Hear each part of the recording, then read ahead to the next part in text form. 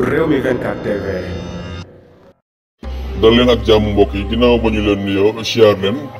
encore procès Mame Mbaye Niang Ousmane Sonko boobu nga xam ne bu ñu ko tuddee sénégalais yu bari tiit bu ñu ko tuddee fii yëpp yu def yi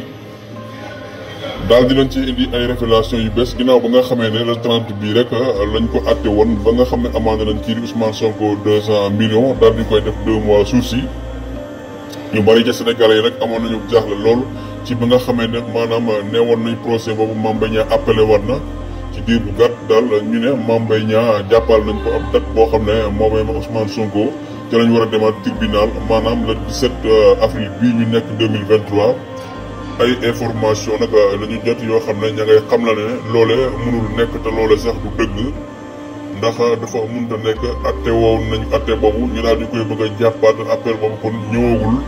liñ ci mën a xam ne daal mooy ñu bari ña ngay wax ne liñ ci jublu daal mooy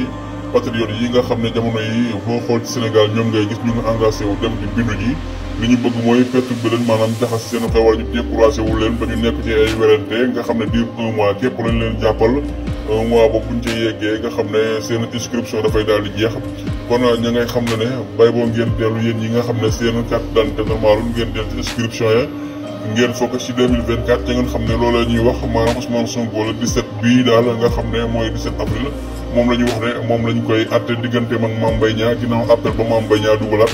ñi ngay xam le ne loole mënul nekk te loole sax du dëgg kon gars yi focus leen ci 2024 te ngeen préparé wu seen bindu boobu bu leen ko dara yàqal ginnaaw ba ngeen amee seen bracelet de la démocratie boobu ñuy jaayee 1000 francs ba pare kon dellu leen ci bindu ba ci ngeen xam ne Ousmane Sonko en 2024 kenn mënu ko tere nekk président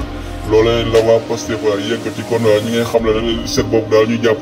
kon loolu c'est faux maanaam amul